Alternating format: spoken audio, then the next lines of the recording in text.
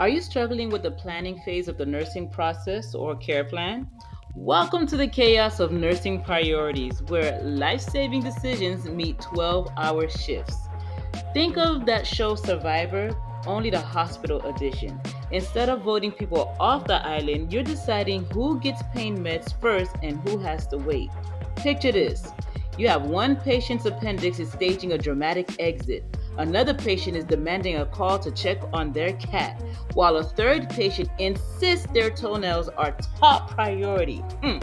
Meanwhile, your coffee's getting cold, your stethoscope's missing, and the call lights are blaring. What do? You panic? Do you cry? No! You prioritize like a pro, okay?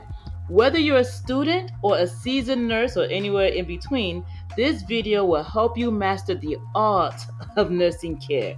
We'll cover Maslow's hierarchy of needs, smart outcomes, and how to keep your sanity intact while doing all of this, with a few laughs along the way. So grab your clipboard, channel your I've got this energy, and let's tackle the ultimate challenge of how to decide what matters most when everything feels like an emergency. Let's do this.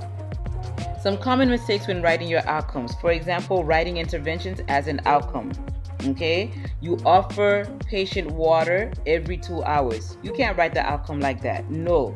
Instead, a correctly written outcome in this regard will be the patient will drink 60 milliliters of water every 2 hours. You see it? Very specific, very demure.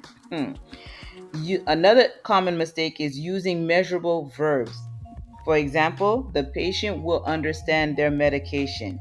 No, don't do that. A much better written outcome would be something like the patient will list 3 side effects of their medication.